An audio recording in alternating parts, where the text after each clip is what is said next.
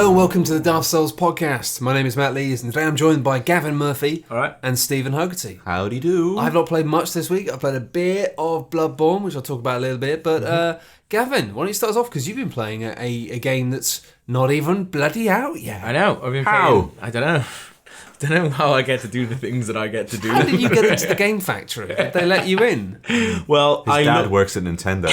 I look like one of the security guys. So what I did was I just killed him and took his uniform. Skin. And now, I've got to do this really quickly because I got to be back at the thing. Because it's a really good job. Yeah. Like, it's good and it's easy to do. And you get to play all these solid easy pension. games. Yeah. His wife freaks out a little bit when he comes home, but she's dead now as well, so it's fine. You have to kill a lot of people. It's a shame. I really thought you were going to work that out. Yeah. Anyway, what have you been playing? I had a big go on The Witcher 3 Wild Hunt, which I think they're doing quite a big job of... Which is Cockney rhyming slang. I think they're doing a really big job of trying to rename it just Witcher Wild Hunt because they don't want people to go, I haven't played. Yeah, they did that with... There's no way I'm going to do number 3. With Dragon Age, didn't they? Dragon Age.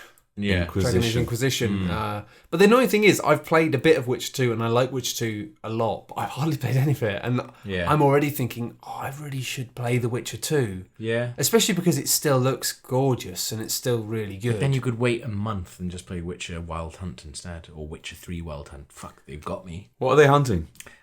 The Wild Hunt is like a big group of naughty people who look like Death Eaters or Sauron. They look like just an amalgamation of every bad person. I think they look like walking lore. chess pieces. Yeah, they've got like a weird sort of black armor with a weird texture on it. Yeah, the Wild Hunt is a really, really big thing in Witcher 2, which I didn't know, and it's like it's really embarrassing when you're sent to go play this game. So I went to Poland to CD Projekt Red to play it, and they're just like, oh, so they've sent the guys who are experts in The Witcher over. What do you think about Witcher 2? I'm pretty mad. Like, do you play the first one then skip the second one? Because I'm pretty mad. I hate that. Couldn't be arsed. I hate you get sent to some sort of like racing games and they sit you down. It's like, oh right, here you go, and like you just fucking crash the car into the first barrier. Everyone looks really embarrassed. And they've spent years making this game, and you're the first person they've showed it to. I think either on this podcast or regular features, Log has talked about like going somewhere and doing a feature for Edge. I think it was like Codemasters, and they were like, oh, put him in this big seat, which was a big deal that they were letting him in there, and he literally just couldn't control the car, and it was just really embarrassing all around. You can't be the best at all of the games. No, exactly, yeah. But yeah, no. So I've never played a Witcher game, and I was pretty honest with that. But I don't think that matters. I mean, I've played maybe 6-7 hours now. No, I mean, I played the first Witcher game for about 7 or 8 hours, and the first Witcher game is a really flawed game. Like it's got a lot of things about it that are really cool, but it's really flawed, and it's not that great. It's like it's got lots of great ideas. At the time it was quite exciting, but now it's like I wouldn't bother going back to that. Also, it's got this sort of weird fixation with kind of collecting. Every time you shag a woman, you get a collectible card. Oh, like in real life? Yeah, like in real life. It's so realistic, these games. Except unlike in real life, the collectible card would then just be like a piece of erotic art from that lady that you hadn't actually experienced. It wouldn't even be like a screenshot. It would be like, here's just something... Selfie. That's it. You know, if it was like a shot of you with that lady, then as if it happened, but it was like kind of weirdly posed, and it added this kind of like Pokemon style gotta catch 'em all feeling to it, which was like a bit uncomfortable. But then you can have sex with men and stuff as well. Like I think it's just well, no, that's you can do whatever you want, right? It's just one of those things that I think one of the many reasons I think CD Projekt Red are awesome is the fact that clearly, like, it wasn't like people said this game's bad because of it, but they took it on board when people reacted to it in a bit of like, this is a bit odd. Yeah. And since then, they've actually, like, their attitudes to loads of stuff has just been, like, way better. I mean, Witch games have still got tons of sex in them. But they just handle it in, like, a much better way. Yeah. It's actually to see, like, lots of abs and shit as well. Yeah. The stuff now that I have interested. seen... Yeah. The stuff that I have seen, like, it's been handled quite maturely. Like, it's very, very, very Game of Thrones. Do you get to see Geralt's dick? I haven't yet. Have you asked about that in the interview? I asked him about his beard. But it grows in real time. It goes in real time. But does his cock does his cover grow in real time? Until your trousers, you are over encumbered. Admittedly, that's not something that happens in real life. Yeah, it wasn't a game that I really thought that I would be up for playing. Really, it's kind of the ones that I just think like same with like Dragon Age Inquisition as well. It's not really my thing, like magic and shit.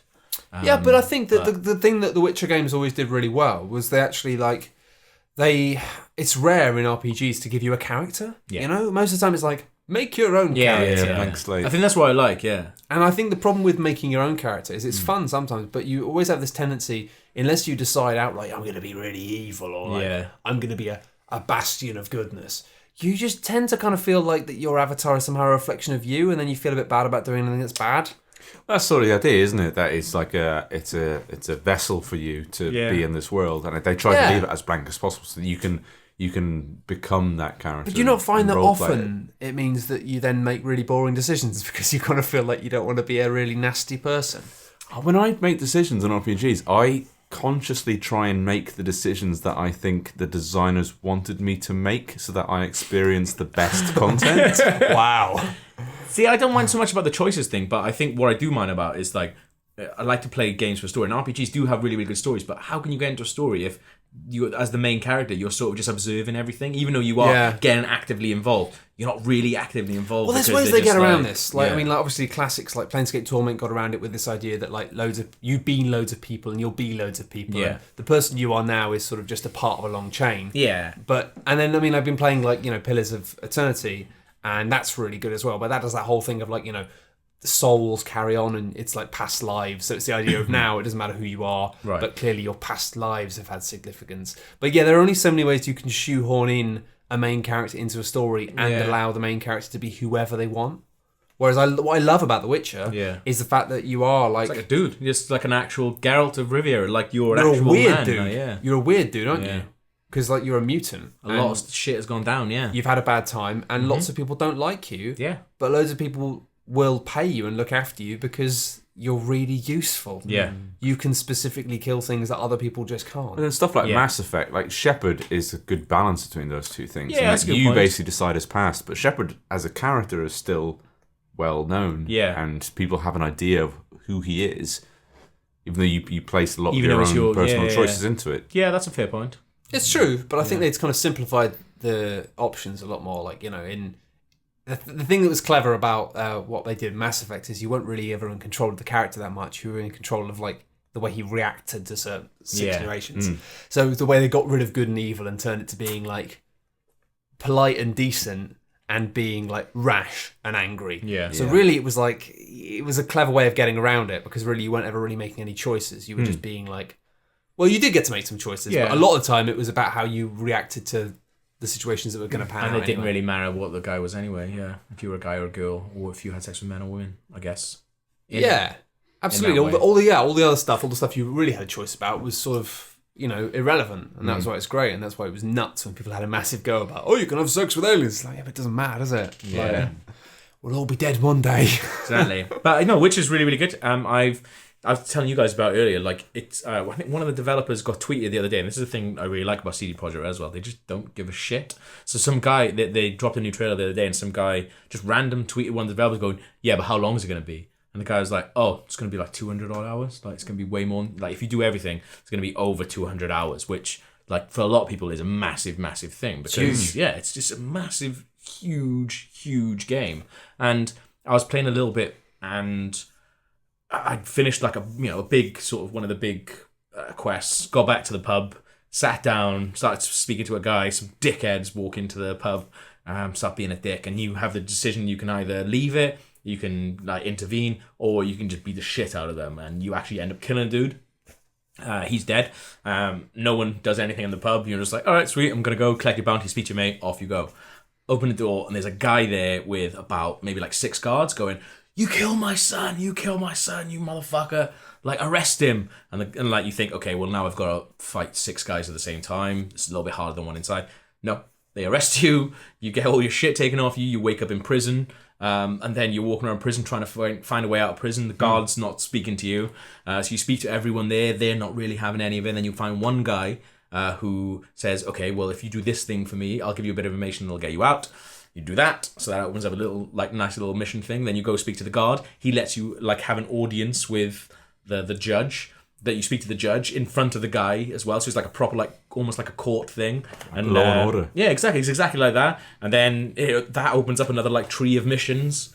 And I asked the developer, and I was like, it went on for ages. It went on for a good like hour and a half, 3 hours. I probably could have had more out of it. And I asked the developer, I was like, would I have seen that anywhere else in the game? Like, if I had just not decided to be a dick and kill those guys, if I just left it or dispatched them in a nice way, would I have seen any of that? He's like, nope, never would have seen that. Like, that's the thing that game developers hate doing, is creating work, spending money on making content that people aren't going to see. Yeah. But I've got so much respect for it, because that's a fucking art, you know? That you spend like, and I try and do this to a really much lesser degree in some of the stuff I do, of just putting in things that like 99% of people will never see, but then for the 1% of people, it's amazing. Yeah. But I mean, the classic thing with The Witcher 2 obviously was they had a whole act of the game, which just was 2 different acts depending on what you did. So there'd be a huge chunk of the game you just wouldn't see because unless you replayed it, and it's like that would be unthinkable. I think in a lot of traditional like structures of how games get made, if you tried to pitch that to a publisher, oh well, obviously most players won't see this quarter of the game. Yeah. They go what? And they'd be like, it'd just get killed. But the fact that they kind of self-publish and the fact they do so successfully means that they can just behave in ways that no one else does. Definitely value in knowing that the part of the game that you're playing is unique to the decisions that you made, and knowing that something drastically different would have happened if you made a different choice. That would make me enjoy that prison bit that you just described a lot more, knowing that it was unique to me. Exactly. And it wasn't just something that gets dropped in at one point in your game, and at one point if you'd gone the other way, like they would have shoehorned it in. And I mean, doing that is mad, frankly. Like I saw a really interesting talk at GDC from one of the lead guys from 80 Days talking about like, how do you do this? And it's like, well, you don't. It's all about elaborately faking it. It's all about elaborately faking this sense of all these spiraling chains. But weirdly, the CD Projekts are some of the few people who actually sort of do it to a degree. Yeah. And they really go out of the way to make little scenes that you only see. I remember in The Witcher 2, actually, there was bits early on where it was like you could sneak through someone's garden to peek through a window and you'd see an extra like 2-3 minutes of conversation between 2 characters. There's no other way you could see that. Like you just do this bit, and if you didn't do it, you'd never see that. Yeah. It kind of makes a world feel really... It does make it feel real. And I think especially now, like, I'm starting to get a bit tired of the Telltale formula. I loved it for a long time, but now it's like, it's only so long you can keep tricking your brain into thinking that anything you do matters when it clearly doesn't. Yeah, I guess, I think the thing for me is a lot of people are like, oh, it's like Skyrim, like you make your own fun. But I do think that to a degree. And then you come, it's nice to come in the morning, like after playing a game, and so other people are playing the game as well, or chatting to your friends and being like, you had a completely different experience to them. And I kind of like that about Skyrim. But it was so sparse, I think, that even though it was fun to make your own fun, after a while I was just like, yeah, okay, I am making my own fun and this is great, but I kind of want to be led a tiny bit more. Problem with Skyrim, though, is it was like you did and you didn't. Like, you did have a different experience in the fact that you'd be like, oh, I went and became King of the Mages, and someone else went, oh, right, I went and became King of the Thieves. But in between, you look at on a broader scale, you did thematically slightly different things, but... Really, the conversations could boil down to, what are you doing in Skyrim last night? Oh, I got fucked up by a bear. Yeah, I got fucked up by a bear as well. Part in Skyrim, the only difference is the order in which you do things. Yes. Yeah. Everything is open to everyone. Yeah. So all the content there, you don't block yourself out from any content by making a certain decision. But The Witcher 2, with The Witcher 3, you do. You make a decision and you lock off like hours and hours of stuff that you can't experience now. And people feel really differently about that, and I get that. I can imagine you can feel a little bit like you're being robbed of some of the content, and you don't want to go back and have to replay 8 hours of the same game just to experience 4 hours of this separate content. Also, as a game that's so big, there's no way that I'm replaying that again. Like, there's no way I'm going to get to the end of Witcher and say I played 100 hours and I didn't do all the side quests. There's no way I'm going, right, here we go then, doing that again. There's absolutely no way I'm going to do that, I don't think. Fucking waste of time. Good job, CD Projekt. You've wasted your own time. You've wasted our time. You've wasted your money and your resources. This is why you don't make games this way.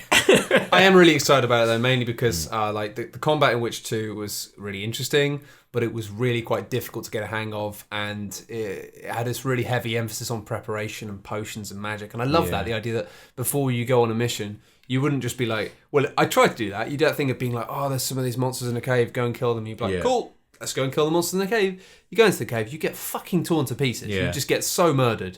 And then you'd be like, oh shit. And then actually the way to do it is you go to the library, you find a book about that thing, you read about it. oh, okay. Then you go and pick some specific herbs. You make these potions. You do all this stuff specifically to fight that creature, and then you kill that creature. Yeah. I like that you throw up if you drink too many potions. Yeah. You get potion poisoning. It's just like real life. Yeah. And I do love the way that in like Fable games and most traditional RPGs, you have that kind of system whereby if you keep helping out a place, then gradually you become like loved by them and you become a hero. I like the fact that in The Witcher, generally, it always feels like you're always vilified. Yeah. And even when people are like getting you to do things which you are dramatically changing their life and making their life better, Still hate you because they don't really ever like you, and you are always just a tool that people in the world use. You're a really powerful tool, but it's like as soon as people are done with you, they're done with you. Yeah. And I love the fact that you can feel like you can never trust anyone, you're never wanted anywhere. It sets a really good tone for like a kind of travelling game. Yeah, I do like that, but there was one bit, like, he looks like a badass from the start, your Geralt, like, because it carries on quite quickly from the second one, I think. I think he looks like Julian Assange.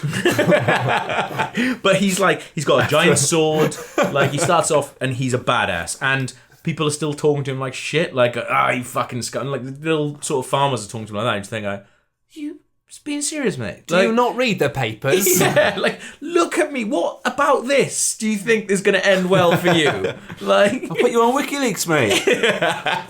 I guess it did make more sense because they've made him look a lot more badass now. Yeah. But in the second game, you walk around, you're like wearing like a purple jerkin or something. You do look really lame. Okay. It's that thing of being like... he's a badass now. Yeah, now he looks like super armor. Nasty. And he's got a real-time growing beard. Yeah, exactly. He's going to defeat all of the world. Yeah. Can you shave in the game?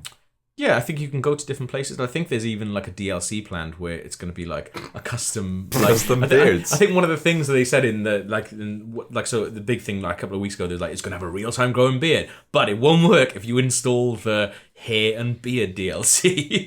Like if you do that, it's out. Like you fucked it for yourself. What? Yeah, I know. I don't like that. I'm not going to get that DLC. I want my real-time growing beard. I guess it means that like because they can't program it in for all the different hairstyles, so they have to just switch it off for that. But, Pull your finger out. Yeah. Well, no, because they're being really good. Like they're doing so much like DLC just for free. They're just doing to support the game. They're basically just, which is again like it's a lot of fucking game, man. I really hope it does really well for them. I think it will, but I really feel like I want to play some more of The Witcher 2. It's been delayed quite a bit, hasn't it? When's it coming out? May. Yeah. I'm glad it's been delayed though. Again, like they've their own publishers. They've got. Oh, yeah. Well, no, Namco Bandai is publishing it. No, I mean, like technically, yeah, but they're not. I mean, they're sticking it on shelves. Yeah, basically, they're Namco Bandai are the distributor. They're not like publishing it really. I mean, they might be publishing it to a degree, but they're not. You know, because CD Projekt Red is like they're not in any kind of. I guess they're not in control of content or like the DLC and stuff like that. Because CD Projekt Red fund all their own stuff. Yeah. I've been playing World of Subways 4 New York Line. Onto the big shit. Yeah. Is it out already? Stick your beards up your ass. It's on Steam right now. This is a train simulator. You've been telling me about this. This is the first train simulator where you can walk around in the tube and shop those tickets and stuff, right? Until now, World of Subways has existed in so far as you pick a route to drive, you pop into the cabin of a train, you go forwards, you stop at the stations, you can get out of your little cabin and walk down the trains and get out on the platforms and stuff. But once you finish your route, that's it, back to the main menu, you're done. World of Subways 4, when you finish driving your route, you can walk around the train depot and talk to people, talk to the drivers, talk to conductors. What kind of stuff do they say? Sometimes they give you missions. They'll talk about an interesting train journey that they had, and that becomes like a mission that you get to play. Just like slag off people, like, oh, fucking, a girl spewed up all over my train again. There's ones like a story about a pregnant woman on the train, and they had to like shut down the line and go like emergency take her off to the hospital at full speed. Oh shit! And then you think, I want to try that. Yeah, then you go, you do it, you recreate it, and you. Oh, so he had to change his route and go to the actual like closest stop to the hospital. Yeah, that's fucking cool. What about all the other people? What about all the other people on the train? They're going to be late for work. They have to chuck them all off. I'd be furious. There's a mission based on who is this woman? Is she the Queen of fucking Sheba? Pelham 123. What's that? The Taking of Pelham 123. Yeah, there's a mission based on that. Really? It's set in the 60s. That's as well, awesome. On the New York subway. Oh, I want to play that. It's really good.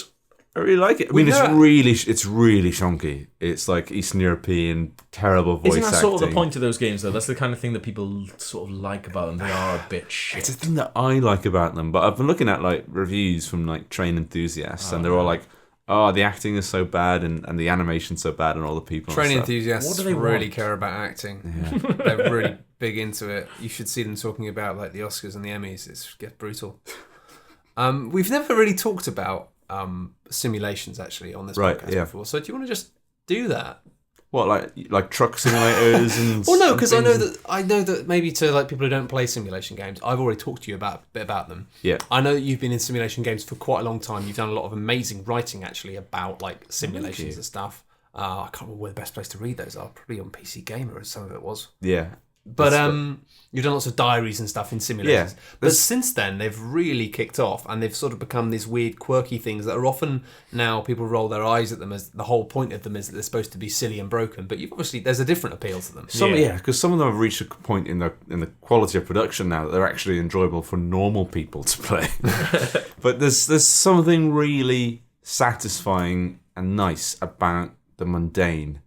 Like in Truck Simulator, like European Truck Simulator, just getting cargo from A to B, driving on the roads, obeying all the laws, stopping at traffic lights, getting there within a time limit.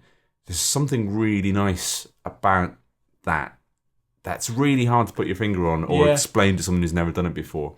And when it's simulated really well, like you're shifting gears and stuff, you're going on a motorway and you're staying within the speed limit. And like day turns into night, and all your dashboard lights come on, and it's really dark inside the cabin, and it's cozy. It starts raining. You put your windscreen wipers on. Like you're manually controlling all of this stuff as well. Like you have to press K to put your windscreen wipers on, and turn your indicators on to go this way. And it's just so systematic and structural, and it's just really satisfying to play. Oddly satisfying. Yeah. I think for me, like the reason that I just never paid them any mind or anything is because I think they became I think there's people like you who obviously play them and get some kind of like odd satisfaction out of them, and you know it is funny. But then I think it's become its own thing as well, with people making videos of it on YouTube going like, oh, look what I'm doing with a train, oh god, like and I can't stand that shit.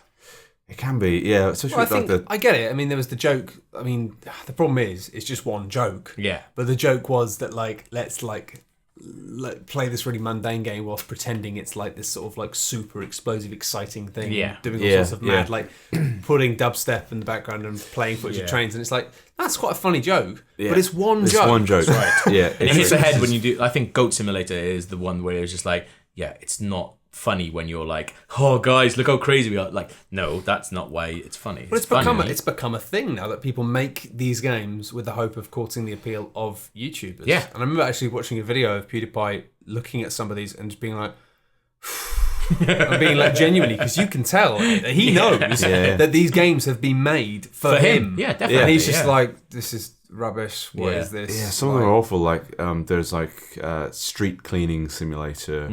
And like they're made earnestly. Like there's no shred of irony about them. Yeah. They might be, as you said, like cynically made to try and court YouTubers and get cash that way. But yeah, like delivery van simulator, the train simulators are generally quite good because there is a huge audience. Already there. Yeah. Train nerds are a real thing. Probably more train nerds than there are video game nerds, and they fucking love Train Simulator. What else? So like, even like you can go back to like things like Flight Simulator. Again, that's like a huge audience of people who want to play those games. But I remember Flight Sim back. It used to be really big back in the day, didn't it? It used to be that I remember people would have a joystick. Like sometimes someone's dad would have bought a joystick to play Flight Sim, and then if you were lucky, you'd be able to play with their dad's. Like, oh, we can play Terminal Velocity or something. Or But I guess that's the socially acceptable side of simulators in terms of gaming. It's like Flight Sim. Everyone knows what Flight Sim is. Like, you can play that, and that's normal. It was the graphics back in the day, wasn't it? It was it had amazing graphics. So amazing, yeah. It was more of like a showcase thing that then became driving games, and now is, I guess, shooters. But what's your favourite sim then, do you reckon? What's your favourite, like... Well, I'm really... World of Subways 4, I'm really enjoying. Because it's like, to start a train, you have to go through the same startup process that a driver of a New York train in the 60s had to go through. Like, you realise that they carried 2 bits of equipment on them that they had to plug into the cabin to make it work. Like, there's a brake lever and there's like an accelerating lever they have to plug in. And they're their own ones. Yeah, you got to carry it with them. I just imagine this thing of like, start the train off and then just go, oh no, honey, I left my brake lever at home. Well, like you got to turn on like the cabin lights. You got to turn on the aircon for the passengers. You have to put a key in to open the doors on the left and the right hand sides and stuff. And it's just so Every time. Yeah, it's so detailed. Holy shit. If you have a conductor, if you employ a conductor on your train, he will do it automatically. Okay. But you can choose to do it yourself as well. Be like, oh, Jim, I don't know what other trains you've worked on, like, but here, mate, I open the fucking doors, all right? Doors. It's my job. Sit down, Jim. Yeah. There's a London Underground one as well. Again, World of Subways, which is it simulates the Circle Line in its entirety. Nice. And it roughly gets all the tube stations right. And I'm a massive tube nerd as well. Yeah, see, I have a problem with that sort of thing generally. Whenever it's like based in Britain, you just spot how awful things are because we know it. It's like whenever it was a Call of Duty level a couple of years ago when it was like you're in England. There's a car chase on a tube track. Yes, wasn't it? Yeah. And it's the thing of like the tube stations didn't really make sense and they weren't like well, no, because it was supposed to be the Jubilee line. It was clearly Bakerloo line stock. Yeah. It was brickwork. Yeah. And this is it's not a cotton cover tunnel. This is a deep tunnel on the Jubilee line going underneath the Thames, mate. So you're not going to be fitting cars down there, let me tell you. It's really odd what that happens. It happens in Thor: The Dark World as well. They're having this big fight. Yeah, he gets to Greenwich. He gets on the tube, but I think he gets on the Piccadilly line and he gets off 2 stops later in Greenwich. Yeah. And it's like, where the fuck are you going, Thor? Like, he's come down from Asgard and he can't do that shit. Yeah, and there was a bit where a bomb went off in London, another Call of Duty game, where like in one static shot, you had like a big red double-decker bus went past. There was one of those old red phone boxes, which are bloody quite rare these days. And Big Ben. I think Big Ben was there as well, and there was just shitloads of bunting. And there's a pub. Yeah, we love bunting. I mean, admittedly, in London there are pubs everywhere. And bunting. Bunting is quite rare, but very British. Yeah. But yeah, no, so I guess we see that. And I guess actually a really good example of an American thing getting it right was the first Darkness game, which I didn't appreciate quite how well they'd nailed the New York subway until I went to New York, like, again a few years later and was like, oh shit, like, they did such a good job of, like, nailing the feeling of being on the New York subway. I just sort of think, but... largely it's in sim games and stuff like that, it's best to kind of keep out your own country because then you just go, wow, it's so real, rather than being like, this is bullshit. I went to see Zombie U before I think anyone had ever played it, and it was like the first time the devs had let people into their studio. So it was like Ubisoft Montpellier, and we were talking with them like really nicely, and there's like a Zombie U is amazing as well. Like, I would really recommend anyone who's got a Wii U didn't pick it up to get it, you'll probably get it for about £2, but it's such a good game. But it's all based in London, but there's a lot of like Welsh stuff to it as well. So they've taken quite a lot of like Welsh sort of, I guess, like legends and stuff like that. So they were like, "Oh, are you Welsh? Like, have we pronounced this right?" And I was like, "Oh no, actually it's pronounced like this." And they were like, "Oh, okay, well it's too late to change it now." But there was one bit. Asking. It was exactly that. But then it was definitely like that because they went, "Oh, so you guys live in London?" Then like, yeah, they were like, "Oh, sweet." So like, you know, your base is in this underground, in one of the underground stations, Shadwell. In my head, I was like, that's not underground, that's overground. And I said to her, I was like, oh, and it had like the underground like sign saying Shadwell. And I was like, I was like, oh, that's actually not an underground station, it's an overground station. And like their base is just like, what? Like, we can't change it now? Oh, surely, oh no. But that's what I was thinking. It's like, surely they would have checked that. But I guess if you're from France and you've never been on the underground, you type in, I guess underground over. Exactly. Shadwell. But Shadwell is on the underground network. It's on the underground network, but so it's an overground train. I don't know if you know, but 60% of underground stations are overground. We've unlocked the simulation, Steve. Simulation Steve is loose. The longest escalator in Western Europe is actually at Angel Tube Station. Is it really? Yeah, that's really interesting. I've tried running up that. It's really hard. For the band. I always used to try and run up. Well, I still do actually. Try and run upstairs and instead of going up the escalators, run up the stairs in the middle because it's a good way to keep fit. But that is one of the few ones I've not managed because I got about 2/3 of the way and I was like, "Fuck." There's a YouTube video of someone skiing down the escalator. I know, right? It's mad. Kill yourself. But I wrecked that day. I wrecked those developers. Destroyed their life. Yeah. Continuing now there's not a Zombie U2. From that theme, I've been playing Dirty Bomb. Okay. Which is Splash Damage's new. yes. So yeah, it's really good. It's set in a futuristic London. Is it? Tell me about that, because obviously Splash Damage made Brink, which was sort of like had some really awesome ideas. Yeah, but it fell a bit flat. It didn't really work. Yeah. It was trying to do lots of different things, and it didn't seem to do it all well enough. But to these really guys work. have made amazing shooters before that. Yeah, they no. made like Enemy Territory, Quake Wars, Wolfenstein Enemy Territory, which are two like awesome objective-based multiplayer shooters. Mm-hmm. And it seems like every time they make it, they're trying to make the same game over and over again. Mm-hmm. And this time this is the best iteration of that game that they've managed to make so far. And because they are self-publishing this one, they are able to give it the post-launch support that they needed to give Brink, and that they couldn't give Brink. It's also PC only, which means they can really focus on like hardcore shooter enthusiasts. It's objective based like Brink, in that one team's trying to like escort some sort of vehicle from one point of the map to the other. The other team's trying to stop them, and then after that round, they flip over and they go the other way. It's like loads of different mercenaries, and each one has essentially a superpower, which feels overpowered when you're playing as that character. So like one character will have can call in artillery from the air. One character has like an underslung grenade launcher. That's always nice. One person has like a minigun. One person can like lay down turrets. It's free. It's free to play. They have like an interesting microtransaction element that doesn't really fuck up the game, and it doesn't feel like you're being cheated if you're not putting any money into it. Okay. And it's set in London as well, which is why I started talking about it. It's set in Shadwell. It's set. Two of the maps I played. There's one around London Bridge. Okay. There's one around Waterloo as well, and it's like it's not accurate. Yeah. But it's like they had Lambeth North Tube Station on the Waterloo map, which is like the next stop down. Yeah. And like you go from Lambeth North over to Waterloo. It's like that's roughly accurate. Log used to live. Yes, it is. That sounds quite cool. Yeah. And I like shooter multiplayer things where they give everyone a special power that feels powerful. Yeah. Because I love that about Destiny with the multiplayer, and the fact that it like just everybody, sooner or later you will just get something which feels like you're really overpowered, and yet it somehow just works. Yeah. I think that's not a fun. I managed to get this thing that a lot of shooters get wrong, which is it doesn't like.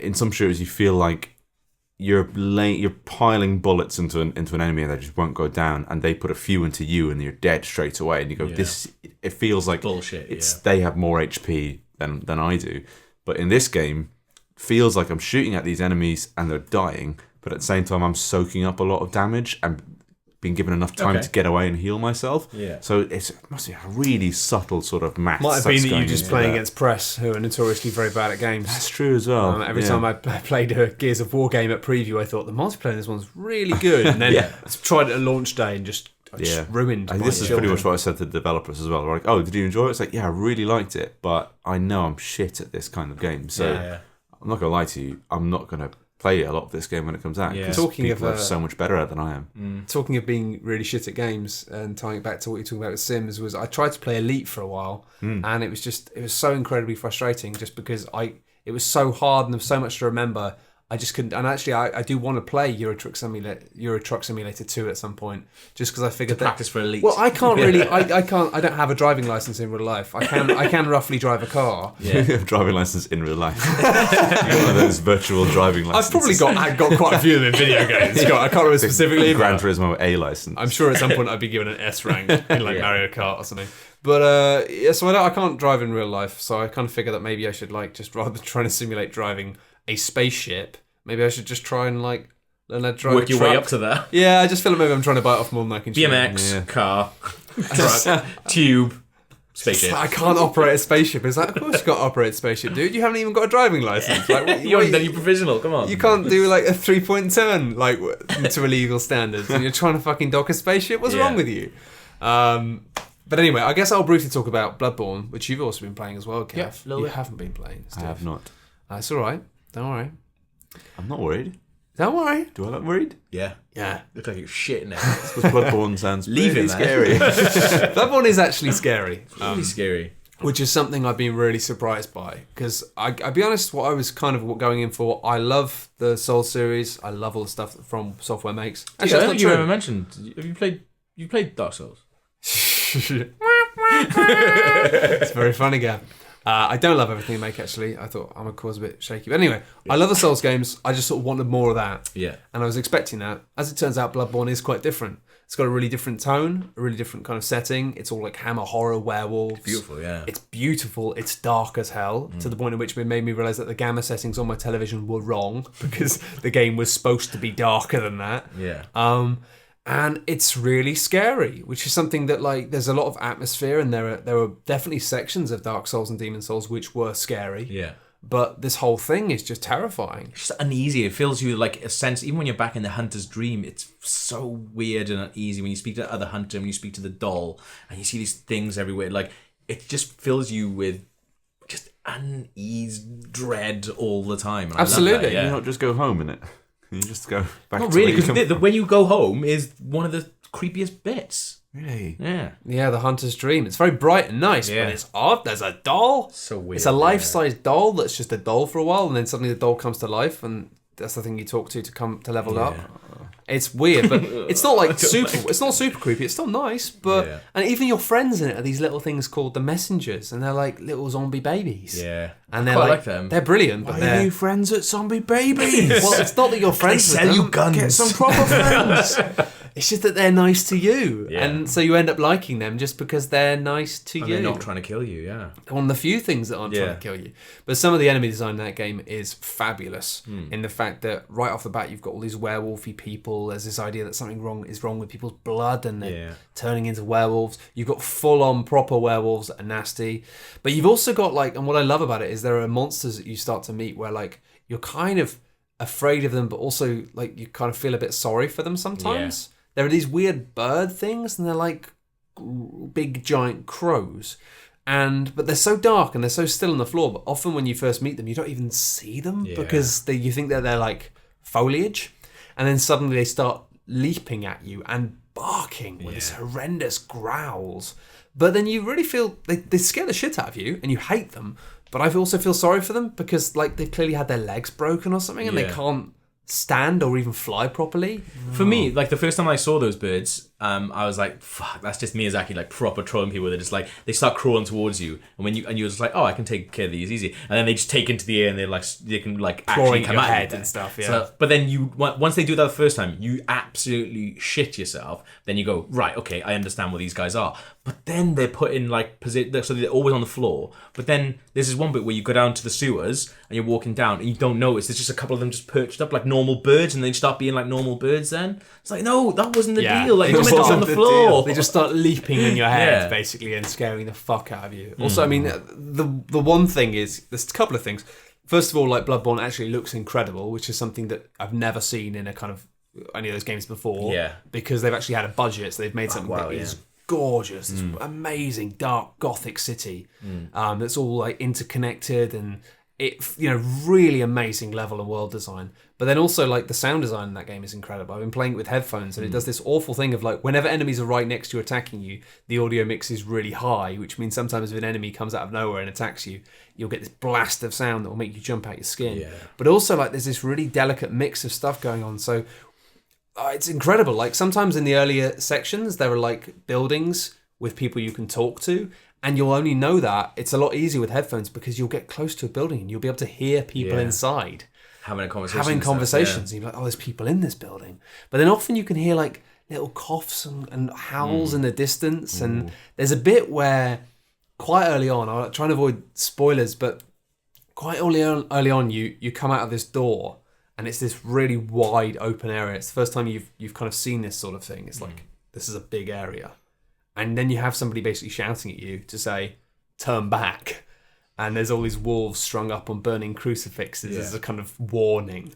And you've basically just got somebody outright saying, don't come here. And my immediate reaction was not to be like, aha, well, I'm coming. I was actually to go, shit, I'm all right. And I just turned back and went back inside. And well, that's the thing, because they've all got like all the enemies most of the enemies have got like voices, so they can actually talk. So the first bit where you come up to like this main bit you're talking about, you could hear people shouting and things like that. And I thought that they were torturing someone, and I was like going to go save him or something like that. It's not. It's just them talking. It's just what they're actually saying. You're like, oh shit, the people making that noise are the people who are trying to kill me right now. Like, and it wasn't like until you mentioned like putting headphones on. I put headphones on and played it, I realised that a lot of them are saying stuff that you can't even hear in the full mix. If you're coming out your TV, I couldn't hear. Like, there's this giant ogre thing that can talk properly. Like, I heard him say a couple of things. There's all sorts of whispering stuff as well. Fucked up shit. There's one bit where it was just chanting about blood, and they were chanting so quietly. And I was standing right outside the door, and I could hear it. And it's like that kind of level of consistent murmuring chanting that makes you think you're going mad. It's sort of like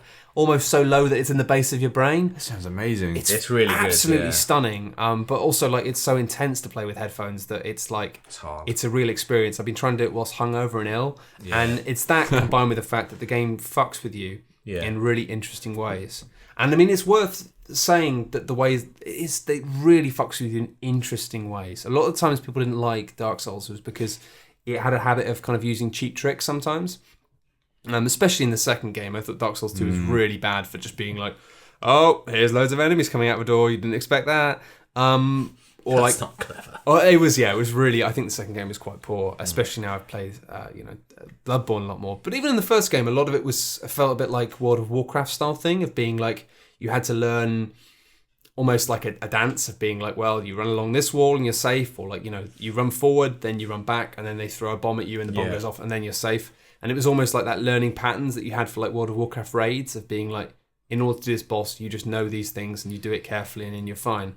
Whereas in this, it seems to surprise you in different ways. Yeah. And in clever ways. In really smart ways as well. That like, I think we talked about earlier, but like, there's a bit, like, so I've only done 2 bosses and I'm about like level 20, 21, something like that. But there's monsters in it now that I was stuck on for about an hour at the beginning of the game. Now I can kill them in one hit, and you the game knows, I don't know how, it just does. It knows when you start losing respect for enemies, and then it just changes something up, and then all of a sudden you're just like, how the fuck has this dog that I've been able to kill with one hit from the beginning, how is that now killing me when I'm at this level? Like, well, it has this really interesting new mechanic in it, which basically, it makes it that it is actually an easier game if you want it to be. Yeah. It has the thing called insight, And I don't really know how you get insight. You just seem to accumulate it over time. But the idea is this insight, you can spend it at a little shop. And it's kind of a way of making the game balanced for anyone, basically, because it means that if you're not very good at games, then what you do is you just collect this insight and then you spend it on things. Get rid of it, yeah. And then by spending it on things, you get new things, like you get new armor, you get new items. And then also, it means that the game is a bit easier. But if you don't spend it, if you keep accumulating insight and leveling it up, then the higher your insight gets, it starts to have effects on the world. It's fucked up. And there are so many effects that at the moment, this is really wonderful for a game like this, where everyone is like trying to data mine and like work out collectively how everything works. There's still, everyone's like, we don't really know. That's what I really love about playing it right now, is just like, nobody knows what's going on. Even people who've finished it and like doing the reviews. Like, well, the only things I know so far that insight, and I haven't been reading online that much, is I know that the moon gets bigger the more insight you have, which is a really subtle thing, which only some people have noticed. Yeah. I've also noticed that the main thing you notice is when you have more than 15 insights, that's the point at which it changes. Because I had to Google this, because suddenly I went back to fight his enemies and they were different, really different. And they were ruining me, and I was like new attack patterns, like so suddenly, new attacks. Enemies you've all fought get new attacks. Yeah.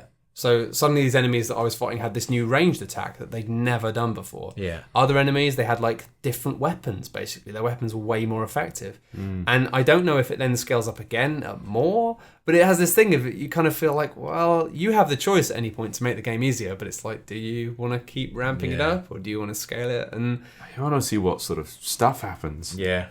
Absolutely. Well, they're trying to work it out. And there are people being like, the bosses don't seem to be affected by insight, apart from one boss, which is way harder if you've got high insight.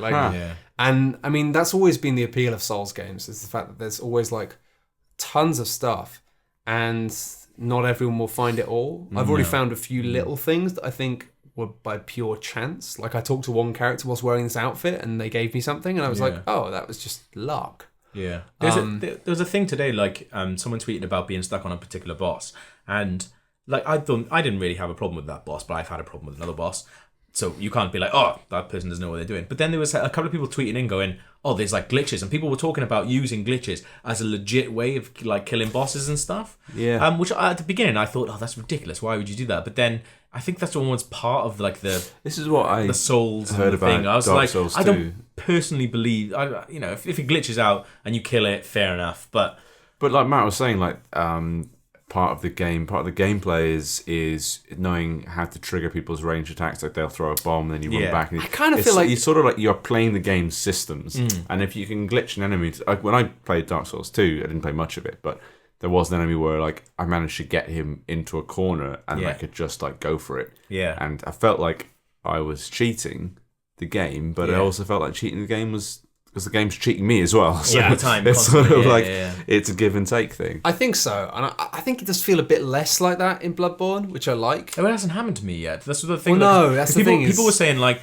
"Oh, this bit happened and it glitched loads," or "This happened and it glitched loads." Like, I haven't really seen the glitch in this boss that people were talking about. No, I didn't see that glitch at all. Also, I find that in the original Dark Souls and in Dark Souls 2, whenever I found the glitch was on my side, or I had the opportunity to do something that was kind of the game breaking and me being able to take advantage of it, I kind of felt better about doing it. In Bloodborne, I've actually felt a bit guilty whenever things have happened. The problem I would have with it is like if you're not actually at a level where you should be able to do it, now you're advanced into the game even further, and you're just in over your head at that point because you only managed to get that far because you took advantage of a glitch. Well, it always just felt as well in Dark Souls and Demon Souls that the game was so actively opposed to you. It felt like it wasn't that the game was deeply unfair. It's just it was such a dick to you, and it wanted to stop you at every point. That in a way, taking advantage of those glitches just felt like you were just getting.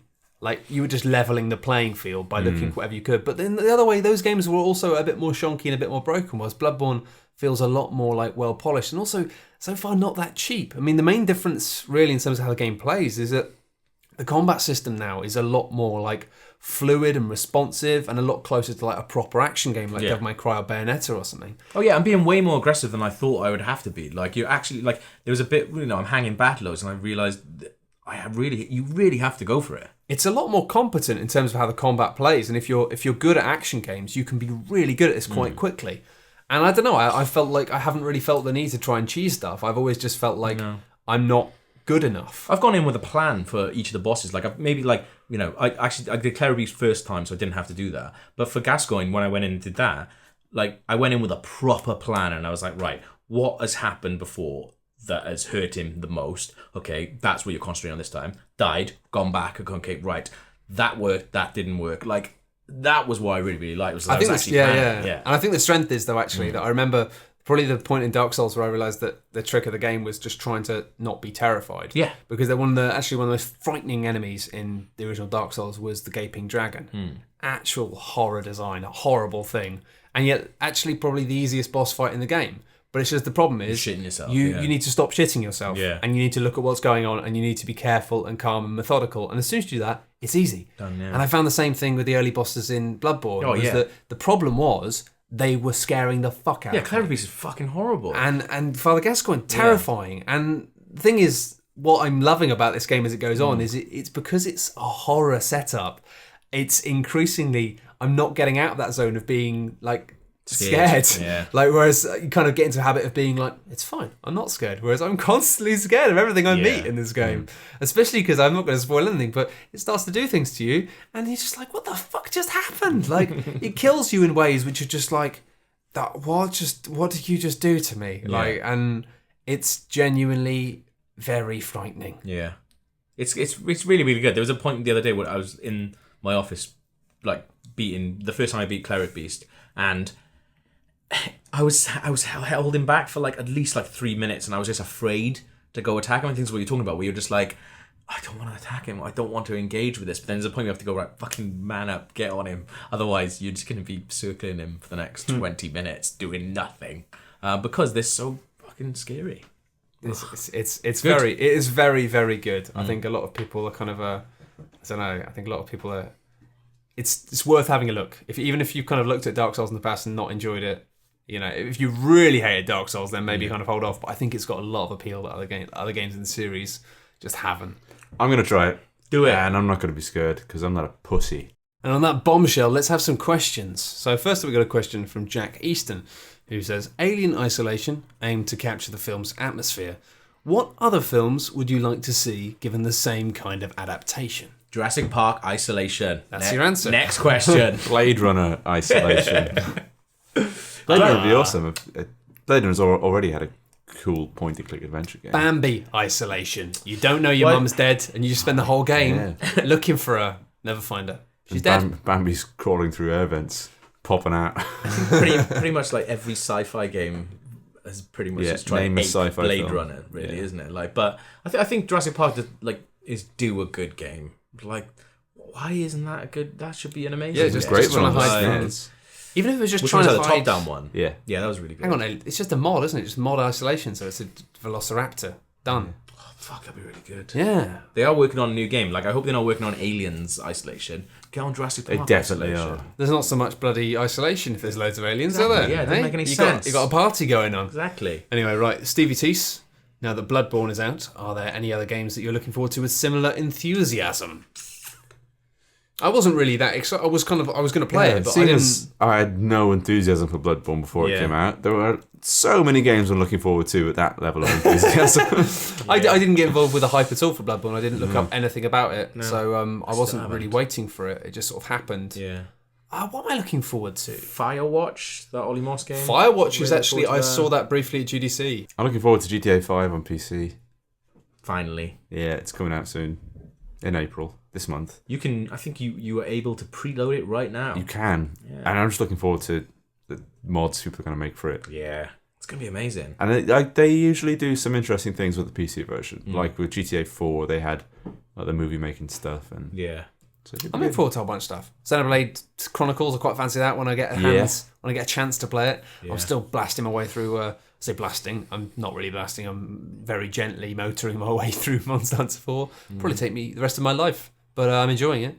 Oh, what else is good? Are you getting heists with? Are you? Look at you. Work for a PC website, but yeah, all the heists are wicked, PC version. Yeah, it's so good. That bit is. I think No Man's Sky. I'm really interested to see what that does. Oh yeah, if that can be a good game. Like, I'm really, really looking forward to that. And I really like Batman to be really good because I love Batman and I really like the Batman games, and I haven't been excited by that at all. But I think same. I think maybe the fact that I haven't allowed myself to be excited about it at all might mean that when it comes out, it will be great and I'll love it again because I haven't really touched them since City. No, honest. It's weird on PC that so much of what everyone's playing now is like early access. Like, things don't really launch on PC anymore. Yeah. Apart from, like, there's obviously huge titles that do. Yeah. But, like most of what I'm playing now is, like, alphas and betas of unfinished does that wreck games. it, though? Like, does that... Because you play something and you don't build like, up the anticipation for this thing finally launching. It is different, Instead, isn't it? it's just like you're playing a broken version for 2 years until it's done. I tend to do it the other way around. If I just try something and go, yep, this is going to be a great game. And then I know, like, Invisible Ink will be out soon. And I'm sure that will be a great game because I played it a year ago or so and it was great then. And it will be way better now, I'm sure. Like, you can just see sometimes you're like, it's a combination of being like, this studio clearly have the caliber to pull this off. And the early design structure of what they've got is just, it's completely going in the right direction. There are some games where it's fun to come along for the journey with the developers and see it expand in front of your eyes. Like Kerbal Space Program, which I've been playing for years. It's just approaching version 1 now, and it's changed so much since I've started playing it. And it makes you excited for each version. It's like a new game coming out every time there's a version update. They add new things to the game. Yeah. And it's just an interesting way of following development of something. Yeah. Another question from Aslan Silva, which is great. Always makes me think of lions. What are some great stylish games to play with buddies locally, co-op or controller swap allowed? Go! Johnny Keydini just did a really good video, actually, for Eurogamer, which is about co-op games that are single-player games.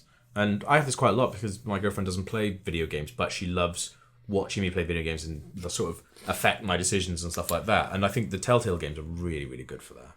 Yeah, they can be. Walking Dead and Fables. I tried to do that with my girlfriend in Game of Thrones, and every time she made a decision, it was too late. So it was like, we didn't do anything again. So also, I think that's a bit of a cop-out for this question. Just being like, well, why don't you play a co-op game? Why don't you play a single-player game and get someone else to watch you? I know what you mean. I'm trying to think what else I play with. Well, one thing I played this week, actually, I played, because Coins was making a video about it for Rock Paper Shotgun, was Chariot, which is a game which came out a while ago.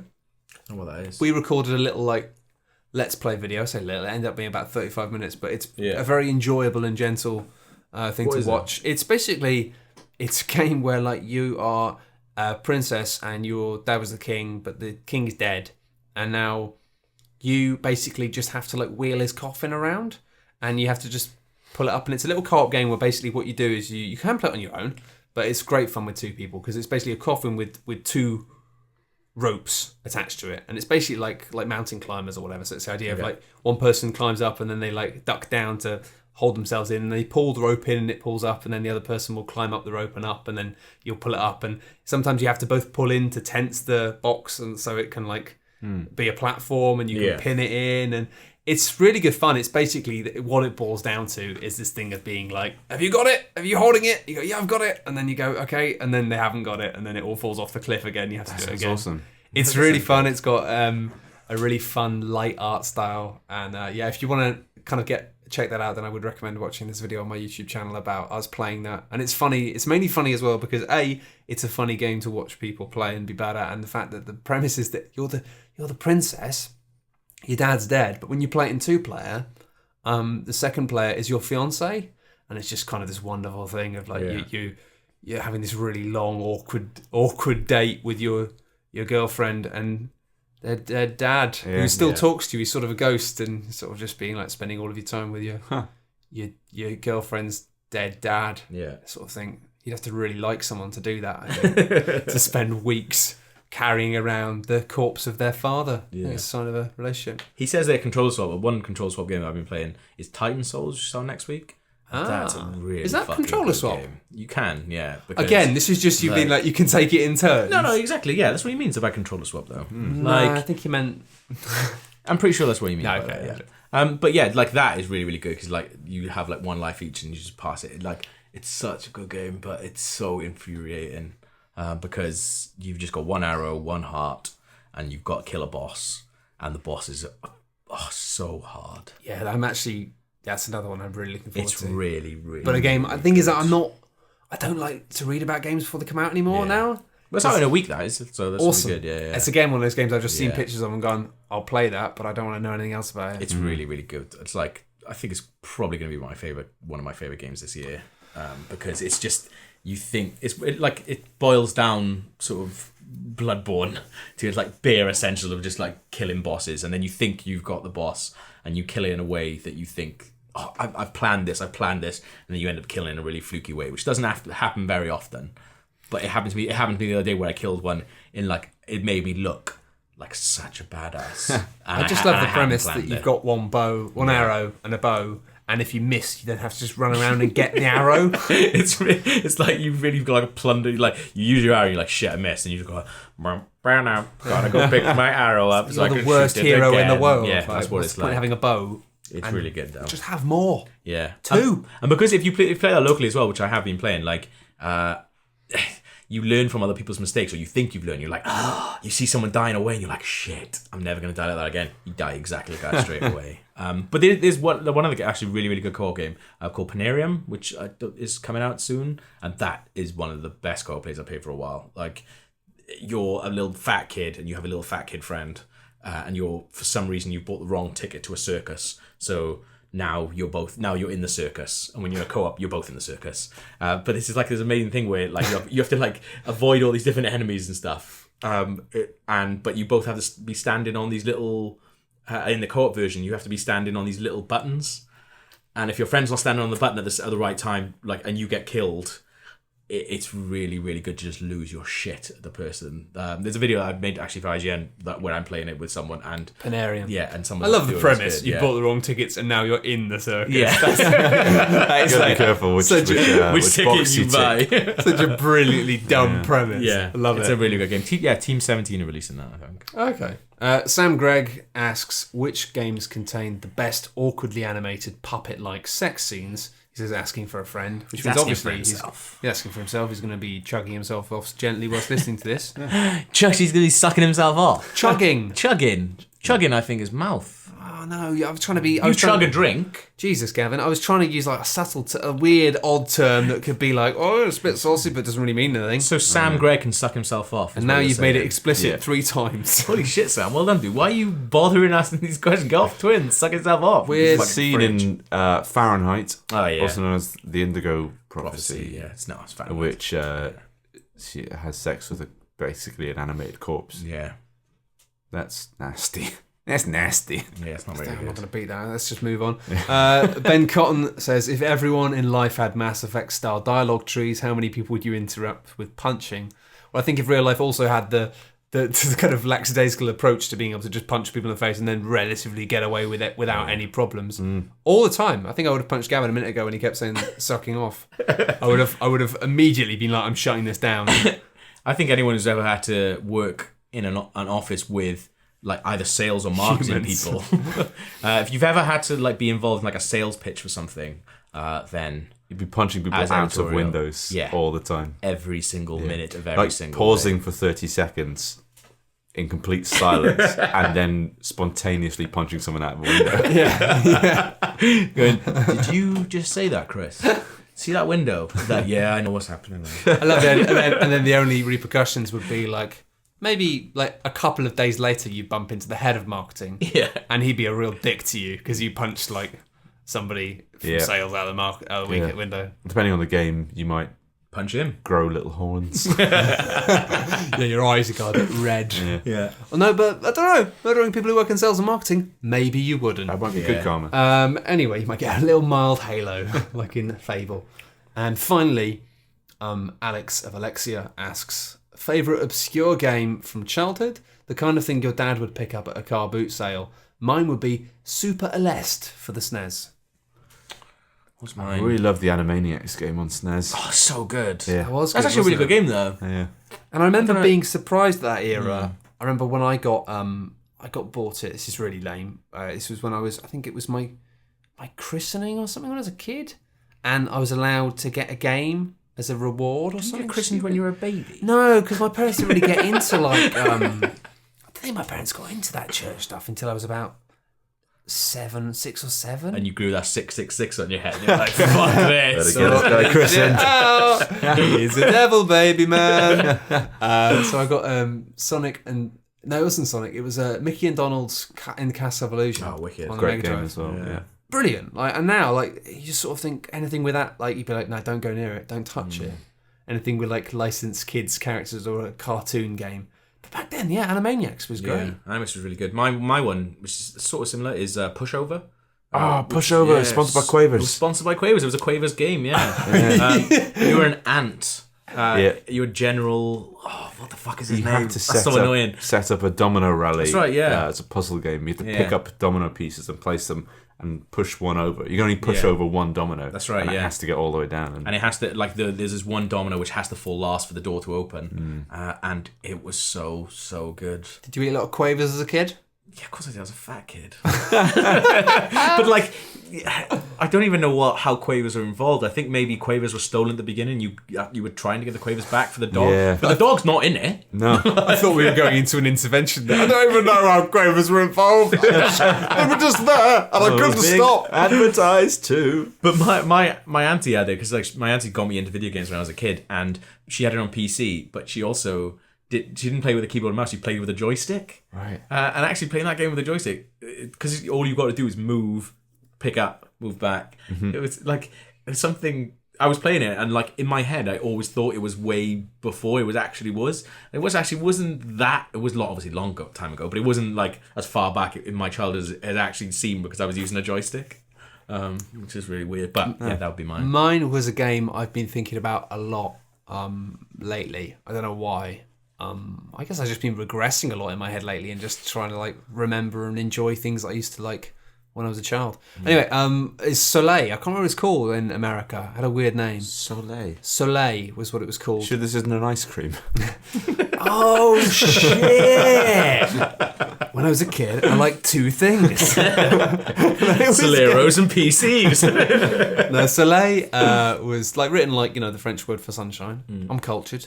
Was a Mega Drive game where you played a little hero who had to go and try and save your village by killing the monsters. But it was amazing because really early on in the game, it did this thing of just being like a traditional Zelda-style thing. You had a little sword, you cut grass, you got some money and all that stuff. And it just seemed like it was being very, very standard.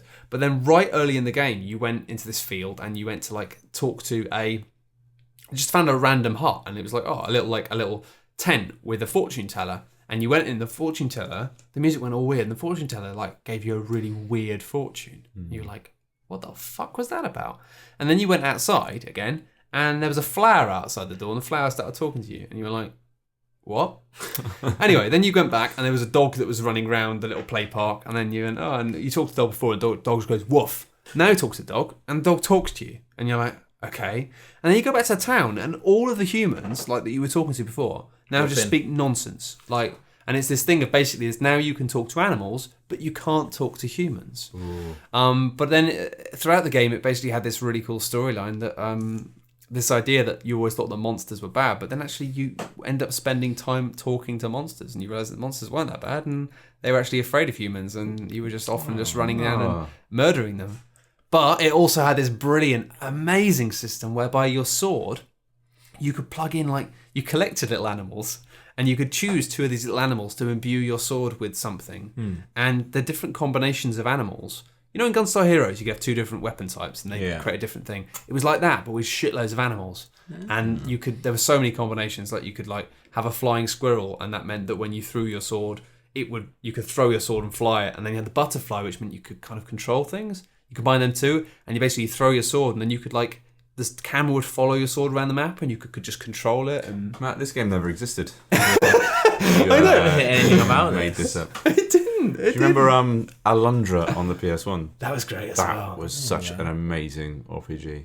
I don't know why what you said reminded me of it. But the last time I was on this, actually, I was talking about the Worm-style game where you were UFOs and you were at planets and we couldn't remember Warheads, what it was. Warheads, and then someone tweeted us saying that game was called Warheads. But no, honestly, so it sounds like it's a made-up game, but it was genuinely incredible. I keep thinking about it. I kind of want to play it again. Well, I have to take your word for it because there's no way I could check if it was real, so...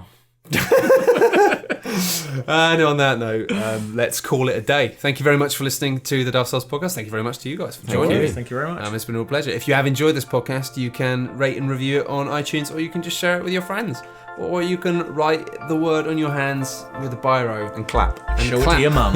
And then when people look at your hands to go, why are you clapping? They might see the words and then go, I'm going to look that up on the internet. Anyway, thanks very much. Bye. Bye-bye.